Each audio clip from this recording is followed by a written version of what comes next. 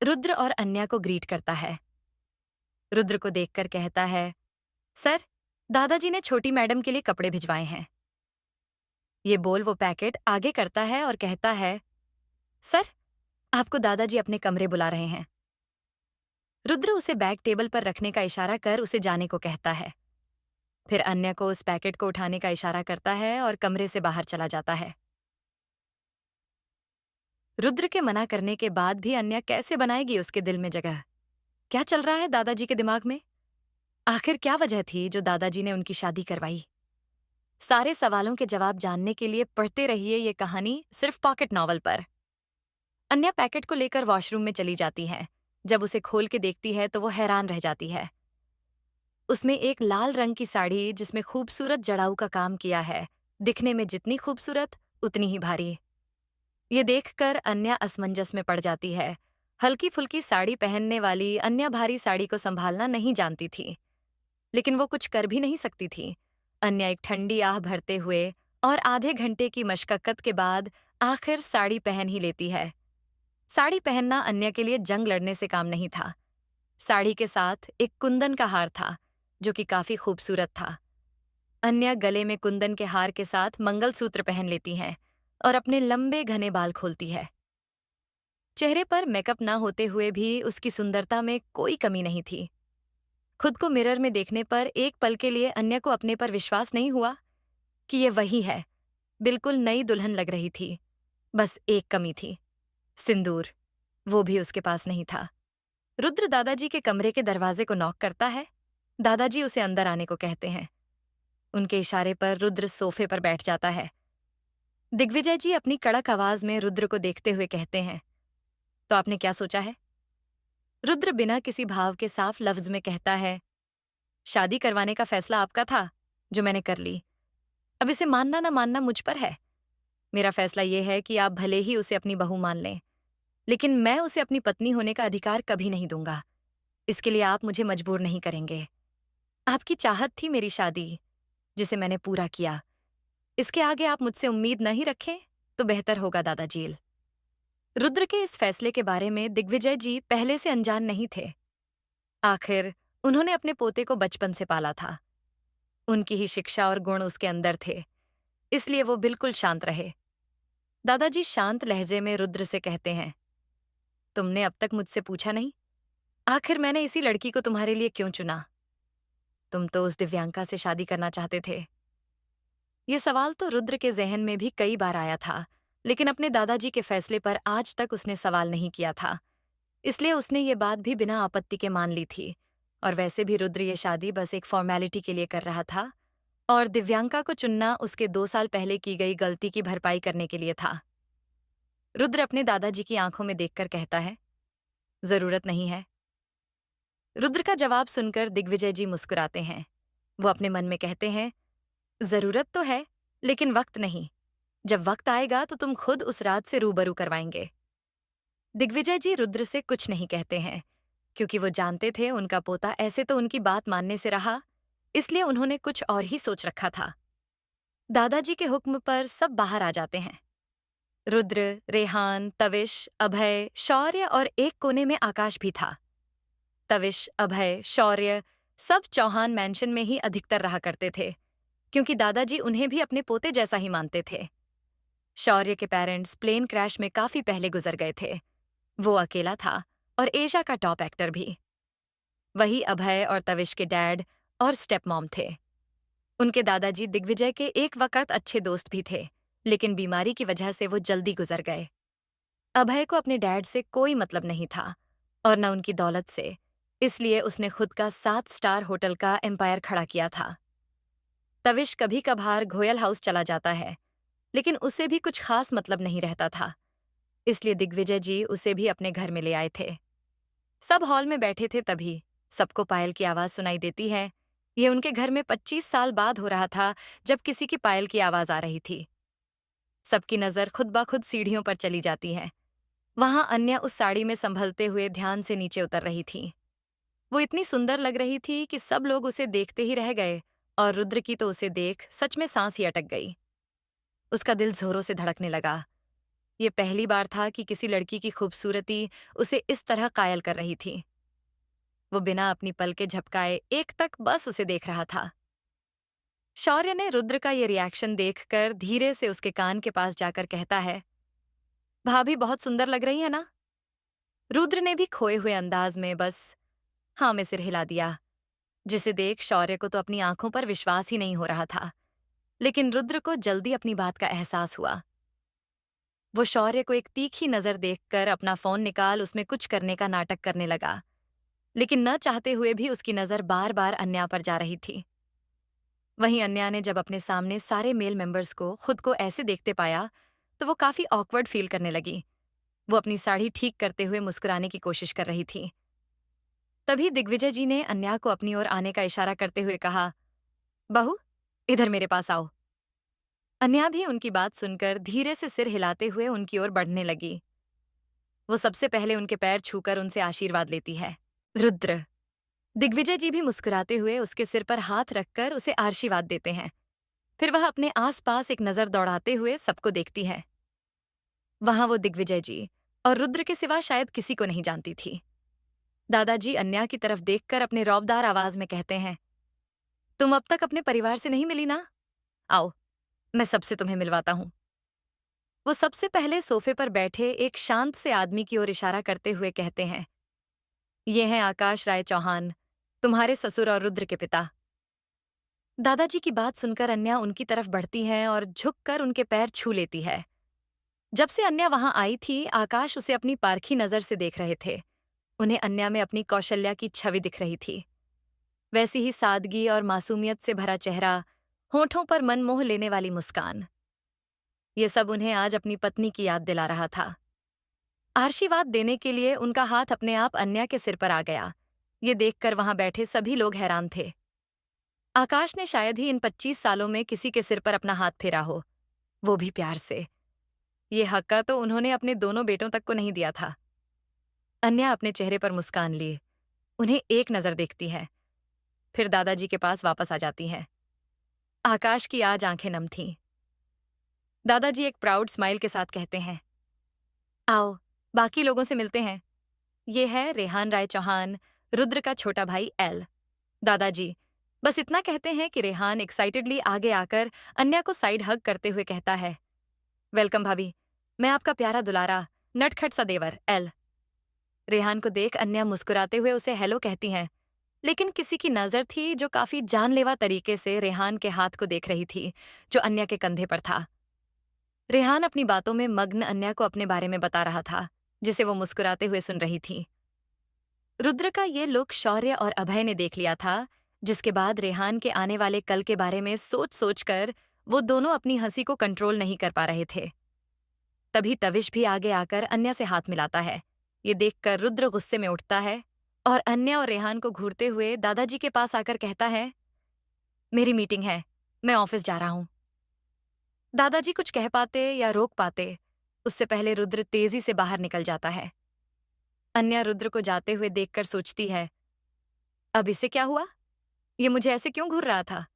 बड़ा अजीब है ये। अन्या तो उसके लुक को भांप नहीं पाई, लेकिन रेहान अपने भाई के हर लुक से वाकिफ था, इसलिए वो भोली सूरत बनाते हुए शौर्य और अभय से पूछता है, क्या मैंने कुछ अभी गलत किया? भाई मुझे ऐसे क्यों देख रहे थे? रेहान के ऐसे पूछने पर शौर्य की हंसी छूट जाती है। वो आगे बढ़ रेहान के गालों को जोर से पिंच करते हुए कहता है, अरे अरे, जैसे कि तू रुद्र को जानता नहीं है। जो चीज उसकी है, उसे कोई दूसरा आंख उठाकर भी देखे तो वो बर्दाश्त नहीं कर सकता। तूने तो। इतना बोलते बोलते शौर्य अन्या की ओर इशारा करता है, जो उसे ही देखकर उसकी बातों का मतलब समझने की कोशिश कर रही थी। शौर्य आगे बढ़कर अन्या के आगे अपना हाथ बढ़ाते हुए कहता है, हाय, वैसे आपको मेरा नाम बताने की जरूरत तो नहीं, क्योंकि मैं हूं ही इतना पॉपुलर, पर यहाँ एज सेलिब्रिटी नहीं, बल्कि अपने जिगरी के यहाँ आया हूं एज अ फ्रेंड, यानी आपके पति का बचपन का साथी शौर्य मित्तल। वेलकम होम भाभी एल। अन्या भी खुशी खुशी हाथ मिला लेती है। आखिर उसका क्रश शौर्य मित्तल जो उसके सामने था, लेकिन अफसोस अब वो रिश्ते में उसकी भाभी थी। अभय भी खुद को इंट्रोड्यूस कराता है। सबका नेचर अन्या के प्रति सॉफ्ट और जॉली था, बस रुद्र को छोड़कर। अन्या सबको देखकर सोचती है, क्या सच में ये उस अकड़ू राय चौहान का परिवार है? इस परिवार से वो तो कहीं भी मैच नहीं होता यल। दादाजी सबके शॉर्ट इंट्रोडक्शन के बाद अन्या को कुछ मीठा बनाने के लिए बोलते हैं और एक नौकर के साथ उसे किचन में भेज देते हैं। अन्या अपनी भारी भरकम साड़ी को संभालते हुए किचन में जाती है।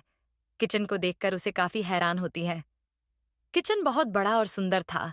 एक मिडिल क्लास फैमिली से आई अन्या के लिए ये सब एक सपने जैसा था।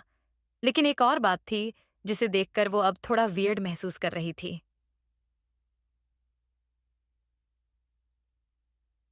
क्या था ऐसा जिसे देखकर अन्या वियर्ड फील कर रही थी? जानने के लिए पढ़ते रहिए ये कहानी सिर्फ पॉकेट नोवेल पर। चैपटा 7। पहले से एंगेज्ड एक बात और थी जिसे देखकर अन्या अब थोड़ा वियर्ड फील कर रही थी। फैमिली मेंबर से लेकर स्टाफ तक मेल था। वो जब से आई थी उसने खुद के अलावा किसी फीमेल को घर में नहीं देखा था। अन्या अफसोस करते हुए सोचती हैं, ये कहाँ आ गई अन्या? तू ऐसा लग रहा है जैसे गर्ल्स हॉस्टल में रहने वाली लड़की को अचानक बॉयज हॉस्टल में शिफ्ट कर दिया हो। फिर वो खुद से कहती हैं, मुझे मेरे घर के पास जाना है। पता नहीं मॉम डैड कैसे होंगे। मेरे पास तो फोन भी नहीं है। कैसे बात करूं उनसे? अन्या को ऐसे सोच में गुम देख एक नौकर सामने से पूछता है, मैम आर यू ओके? उसकी आवाज सुन अन्या अपनी रियलिटी की दुनिया में वापस आ जाती है और फिर ठंडी आह भरते हुए अपने कामों में लग जाती है।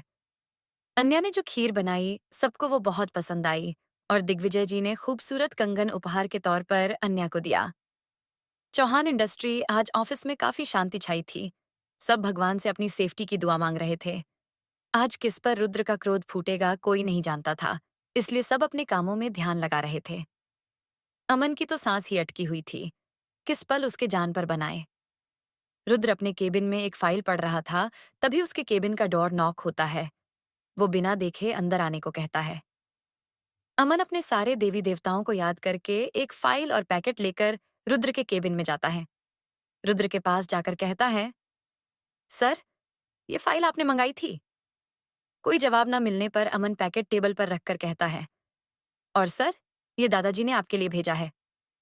ये सुनकर रुद्र उस पैकेट को देखता है, फिर अमन से इशारे में पूछता है, क्या है उस पैकेट में? अमन कहता है, मुझे नहीं पता सर, जैसा दादाजी ने कहा मैं इसे आपके पास ले आया।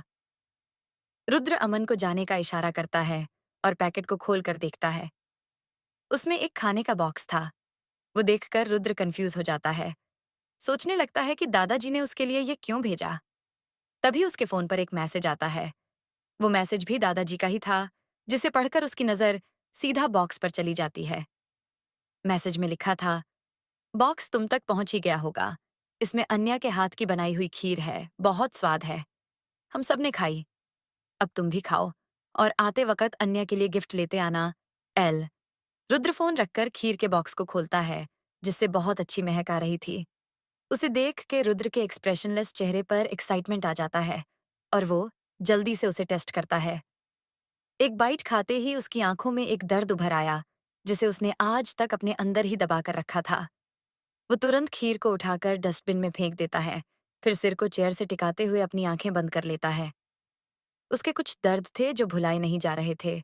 तभी उसकी नजर फाइल पर पड़ती है, जिसे अमन रख कर गया था।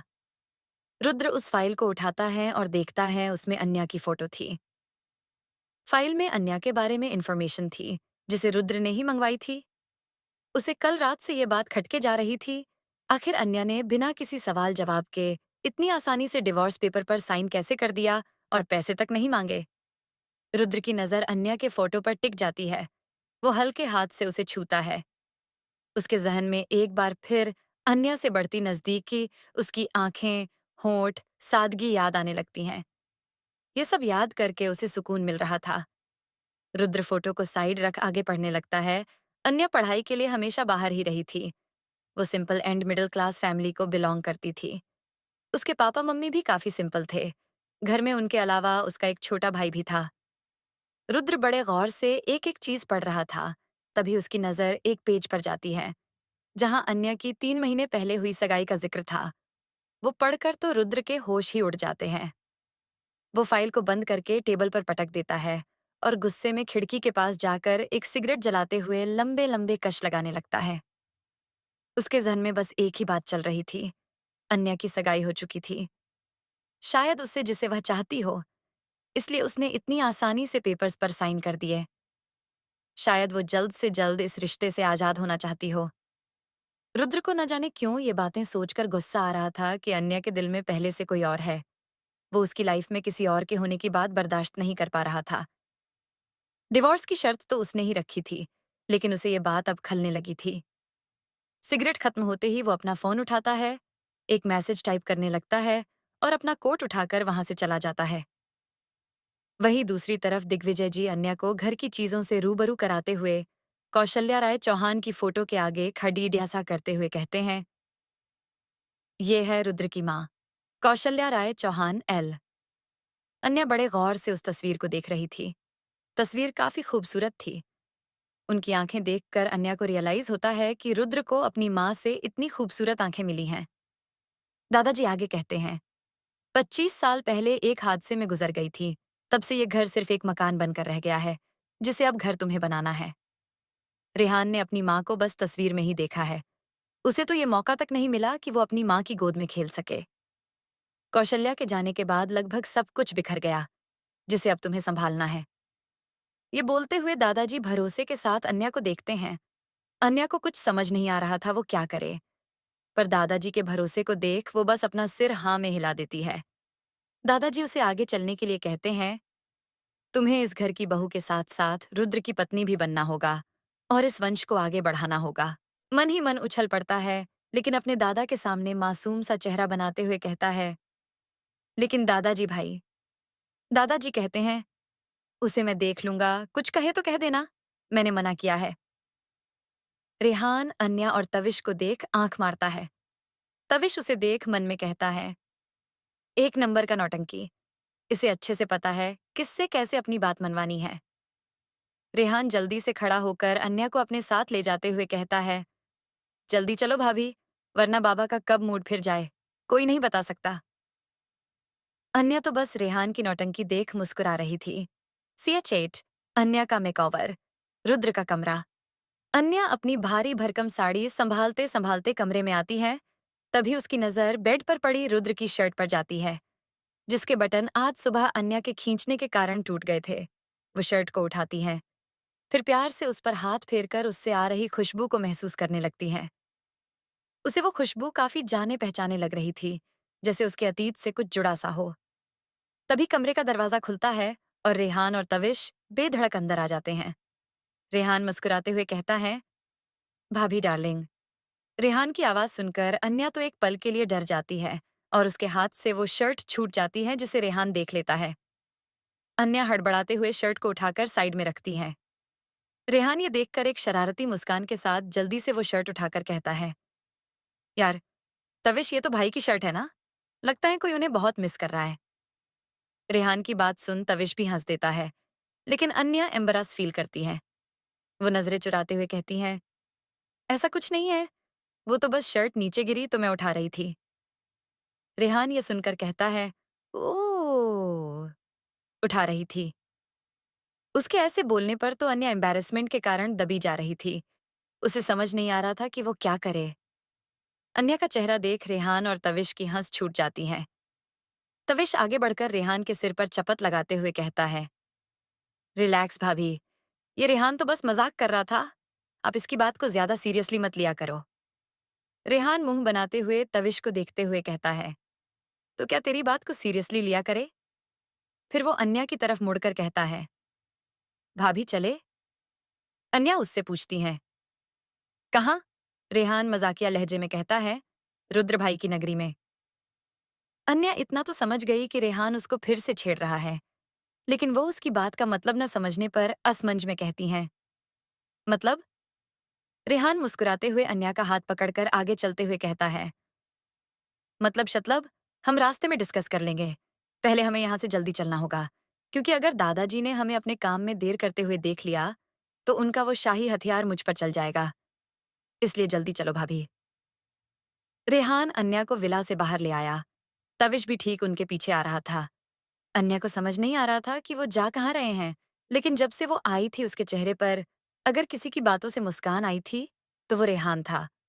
रेहान ने उसे काफी कंफर्टेबल फील कराया। उसे ऐसा बिल्कुल नहीं लगने दिया कि वो किसी शहर में अनजान लोगों के बीच में थी।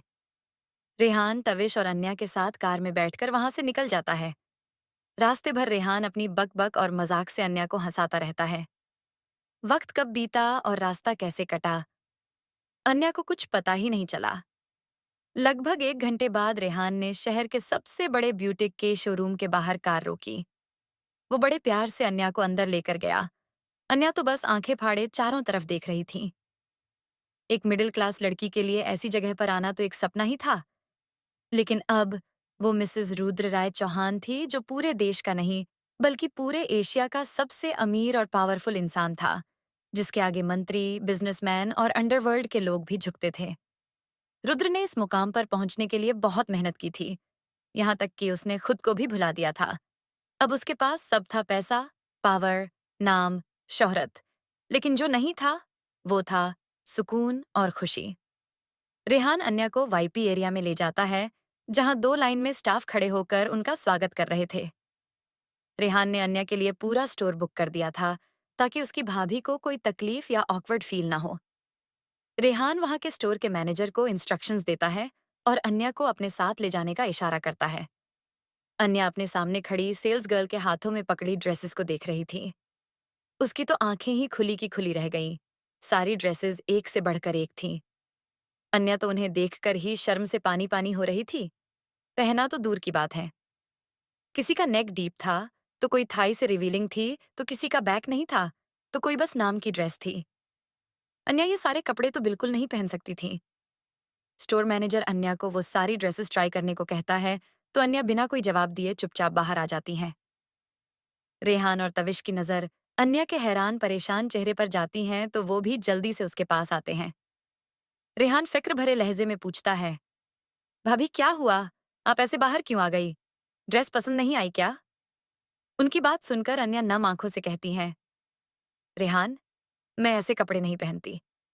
और अगर तुम्हारे भाई को जिम्स की नुमाइश करने वाली लड़की पसंद है, तो मैं उनकी पसंद कभी नहीं बन सकती। मुझे ये सब बिल्कुल अच्छा नहीं लगता। अन्या की बात सुनकर रेहान को रियलाइज होता है कि अनजाने में उसने अन्या को बाकी लड़की यों जैसा समझ लिया था, लेकिन अन्या अलग थी। वो अपने कान पकड़ मासूमियत से कहता है, सॉरी भाभी, मुझसे गलती हो गई। मेरे रुद्र भाई ऐसे नहीं हैं। वो किसी को कपड़ों से जज नहीं करते। ये मेरी बेवकूफ़ी और नादानी से हुआ।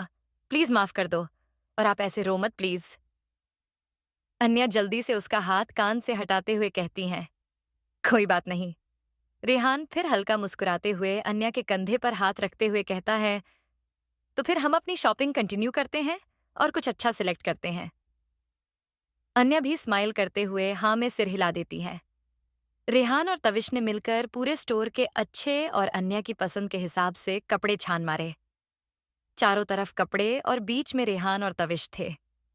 तविश अपने सिर पर हाथ रख कहता है, यार, आज तक मुझे एग्जाम के पेपर इतने टफ नहीं लगे जितना ये लड़कियों के कपड़ों को सिलेक्ट करना लगा।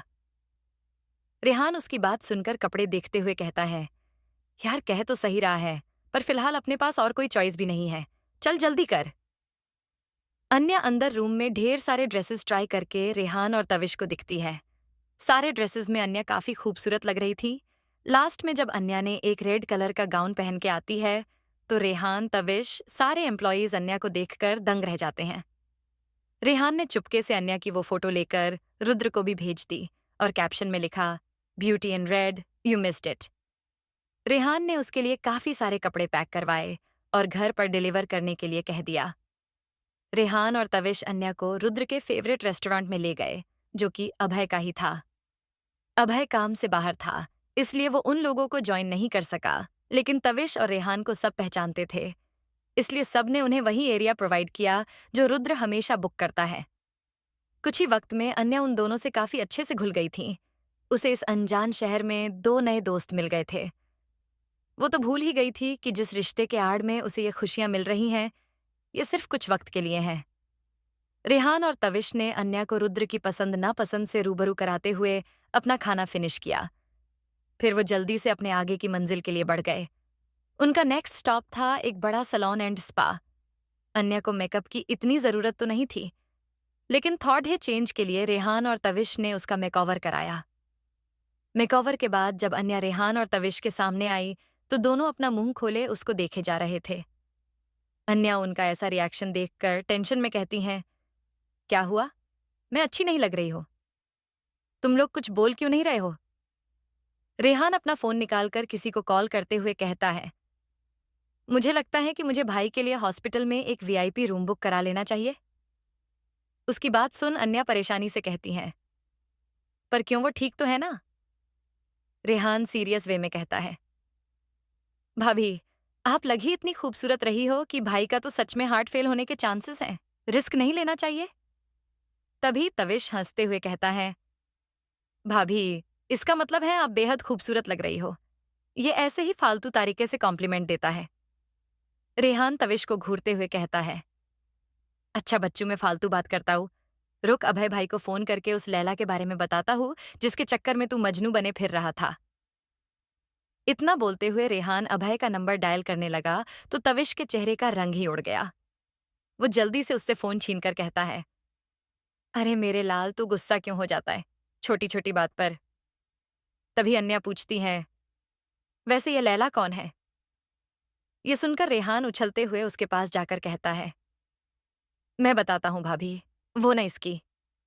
वो इतना ही कहता है कि तविश पीछे से उसका मुंह बंद करके कहता है, कोई नहीं भाभी, ये तो बस कुछ भी कहता है, आप ध्यान मत दो। रेहान खुद को उसकी पकड़ से छुड़ाकर अन्या का हाथ पकड़कर उसे जल्दी से वहां से ले जाते हुए कहता है, अरे भाभी, आप मेरी सुनो। तविश भी भागकर उनके पीछे आने लगता है। वो तीनों चूहे बिल्ली की तरह एक दूसरे के पीछे थे। अन्या थक कर उन दोनों को रोकते हुए थोड़ी तेज आवाज में कहती हैं, मुझे नहीं जानना, और अब तुम दोनों झगड़ना बंद करो। मैं थक गई हूं, अब घर चले। अन्या के ऐसे कहने पर दोनों अच्छे बच्चे की तरह शांत होकर बस अपना सिर हाँ में हिला देते हैं। फिर तीनों घर के लिए निकल जाते हैं। वही लंदन में Rudra back to back meetings attend कर रहा था। तभी किसी को कॉल करने के लिए वो जैसे ही फोन उठता है तो उसे रेहान का एक मैसेज दिखाई देता है। वो मैसेज ओपन करता है और देखता ही रह जाता है। उसकी नज़र मैसेज में आए फोटो पर जाती है और उसकी नज़रें वहीं पर टिक जाती हैं। रुद्र को होश नहीं था कि वो कितनी देर एक तक अन्या की फोटो में खोया बैठा था। फिर वो फोन को बेड पर रखकर अपने पॉकेट से सिगरेट निकालते हुए बालकनी में आया और उसे जलाकर लंबे लंबे कश लेने लगा। स्विंग से देखने में वो इस वक्त जितना शांत था, अंदर से उतना ही बेचैन। रुद्र अपने मन में उमड़ रहे जज्बातों को कंट्रोल करने में लगा था, लेकिन वो भी अब थोड़ा मुश्किल हो रहा था। उसे रोज एक नई फोटो आने लगी थी घर से। कभी अन्या के हाथों के बने पराठे के मजे लेते हुए फोटो भेजते, तो कभी सब मिलकर रात का मजे लेते हुए गेम्स की फोटो भेजते, तो कभी सब साथ में अन्या के साथ सुबह सुबह योगा करते हुए फोटो भेजते थे। ये सबसे साफ पता चल रहा था कि रुद्र की फैमिली अन्या की कंपनी कितनी एंजॉय कर रही थी। ऐसे ही एक हफ्ता बीत गया। अन्या घर में सबके साथ काफी घुल मिल गई थी। सब उसे प्यार और केयर के साथ रखते थे। किसी ने उसे ये फील नहीं होने दिया कि वो यहाँ नई या अनजान है। सबने उसे खुशी खुशी अपना लिया था। बस रुद्र के पिता आकाश कुछ नहीं कहते थे। वो बस शांति से अपने घर में 25 साल से हो रही चीजों को बदलते देख रहे थे। जहां कभी उनकी कौशलियां जी की हंसी गूंजा करती थीं, अब वहां अन्या की हंसी गूंज रही थी। रात के करीब 11 बजे थे। चौहान मेंशन का बड़ा सा दरवाजा खुलता है और उसके अंदर दो काले रंग की कार एंटर होती हैं। बॉडीगार्ड ने कार का दरवाजा खोला। रुद्र बाहर निकला और बिना कुछ कहे अंदर की ओर चल दिया। इस वक्त घर के सारे लोग अपने कमरे में थे और किसी को रुद्र के आज घर वापस आने का कोई अंदाजा नहीं था, यहां तक कि अन्या को भी नहीं।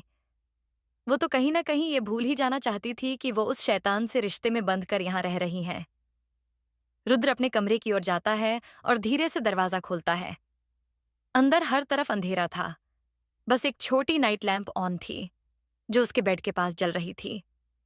कमरे में आते ही रुद्र को एक नई सी खुशबू ने उसे चारों तरफ से घेर लिया। उसकी नजर सीधा बेड पर सुकून से सोई हुई अन्या पर जाती है, जिसे देखकर वो अपने कदम उसकी ओर बढ़ाता है। जैसे जैसे रुद्र अन्या की तरफ बढ़ रहा था, वैसे वैसे वो रिलैक्सिंग महसूस कर रहा था। अन्या बड़े आराम से बेफिक्र सो रही थी, जिसे देख रुद्र को अंदर से चिढ़ मच रही थी। वो खुद से कहता है, मेरी नींद हराम करके खुद चैन से सो रही है। ऐसे कैसे, मैं ये होने नहीं दे सकता। ये बोलते वक्त उसके चेहरे पर एक डेविल स्माइल था। वो बिना देरी किए उसका ब्लैंकेट हटाकर जमीन पर फेंक देता है। उसकी धड़कनें बढ़ जाती हैं। रुद्र अन्या की ओर अट्रैक्ट हो रहा था। उसकी नजरें अन्या के मासूम चेहरे पर फिसल रही थीं। लेकिन वो जल्दी से अपने मन में आ रहे ख्यालों को रोककर जरेनिया को अपनी गोद में उठा लेता है और गुस्से में अन्या को कमरे की बालकनी से एक 4 फीट के घास के बने कारपेट पर जोर से पटक देता है। ऐसे अचानक से पटकने पर अन्या नींद में ही दर्द से कराह उठती है। वो अपनी आंख खोलकर अपनी कमर को सहलाते हुए अपने आसपास देखती है। पर ये क्या? वो तो बेड पर सो रही थी, फिर बालकनी में कैसे आई? ये सोचते हुए उसकी नजर सामने दो लंबी लंबी टांगों पर जाती है। अन्य कंफ्यूज सा चेहरा बनाकर जैसे ही ऊपर देखती है तो हैरान रह जाती है, क्योंकि उसके सामने रुद्र खड़ा था। वो सोच में पड़ जाती है कि रुद्र लंदन से कब आया और वो उसे यहाँ बालकनी में क्यों लेके आएगा। अन्या कुछ कहती कि रुद्र पहले ही नीचे बैठकर उसको घूरते हुए कहता है, लगता है तुम्हें हमारी शादी के रूल्स एक बार फिर याद दिलाने की जरूरत पड़ेगी मुझे। रुद्र के ऐसे कहने पर अन्या अपनी लड़खड़ाती जबान से कहती हैं, ले लेकिन मैंने तो कुछ भी कॉन्ट्रैक्ट के अगेंस्ट नहीं किया। रुद्र अन्या के करीब बढ़ने लगता है, जिससे अन्या खुद ब खुद डर से पीछे हटने लगती हैं और बालकनी की दीवार से टकरा जाती हैं। रुद्र अपने दोनों हाथ उसके दोनों तरफ रखते हुए कहता है, मैंने तुमसे कहा था ना कि मेरी पत्नी बनने की कोशिश मत करना। तो फिर तुम मेरे गैर मजादुगी में मेरे बेड पर क्या कर रही थी? रुद्र के ये बोलने पर अन्या उसे देखती है। वो दोनों इस वक्त काफी करीब हैं। अन्या उसके इस तरह करीब होने से काफी अनकंफर्टेबल फील कर रही है। रुद्र उसे गुस्से में कहता है, तुम्हारी सजा यही है कि आज तुम यही ठंड में सोओगी। और हाँ, आखिरी बार कह रहा हूं, मुझसे और मेरी चीजों दूर रहना। एक बात और, मेरी पत्नी बनने की कोशिश भी मत करना, क्योंकि तुम उस लायक नहीं हो, समझी? इतना कहकर रुद्र गुस्से में अन्या को वैसे ही छोड़ अंदर चला जाता है और डोर लॉक कर देता है। रुद्र के जाने के बाद अन्या खुद की हालत देखती है। बाहर ठंड थी और अन्या के कपड़े उस ठंड के लिए काफी नहीं थे। वो उदास नजरों से दरवाजे की ओर देखती और कहती हैं, मैं लायक नहीं हूं। हाँ, सही कहा, मैं लायक नहीं हूं। तुम्हारी क्या किसी की पत्नी बने के लायक नहीं हूं? किसी ने मुझे उस लायक ही नहीं छोड़ा। कुछ दिनों के लिए मैं अपनी औकात ही शायद भूल गई थी, जो तुमने एक पल मुझे याद दिला दी। मैं कैसे भूल गई कि खुशियां मेरी जिंदगी से कब की रूठ गई हैं। मैंने जो भी अपनी लाइफ में चाहा वो मुझे कभी नहीं मिला। तुम चिंता मत करो, मैं कभी तुम्हारी पत्नी नहीं बनूंगी। इतना बोलते बोलते वो खुद को घुटनों में समेटकर वहीं बालकनी के एक कोने में बैठ गई। अनजाने में कही रुद्र की बातों ने अन्या को अपने अतीत के दर्द से फिर से रूबरू करा दिया था, जिसे वो शायद भूल चुकी थी। रुद्र वॉशरूम से फ्रेश होके बेड की बजाह सोफे पर लेट जाता है, क्योंकि बेड पर अन्या की खुशबू थी जो उसे बेचैन कर रही थी। उसने आन्या से बहुत कुछ कह तो दिया था, लेकिन उसे न जाने क्यों अब अच्छा नहीं लग रहा था। उसका ध्यान बार बार न चाहते हुए भी बाहर बालकनी की ओर जा रहा था। वो खुद को बड़ी मुश्किल से उसके पास जाने से रोक रहा था। दोनों की रातें जगते हुए बीती, अन्या की ठंड से तो रुद्र की बेचैनी से। बेचैन रुद्र सुबह जाकर बेड पर सो जाता है। अन्या की खुशबू से उसकी बेचैनी को सुकून मिलता है, जिससे उसे तुरंत नींद आ जाती है। अन्या सुबह जैसे ही उठने की कोशिश करती है, पर उसकी कमर और पीठ में काफी जोर का दर्द होता है। वो अपने होंठ को दांतों से दबाकर दर्द बर्दाश्त करने की कोशिश करती है और जैसे तैसे उठकर बालकनी से कमरे के दरवाजे तक जाती है, जो कि खुला था। रुद्र ने रात को ही खोल दिया था।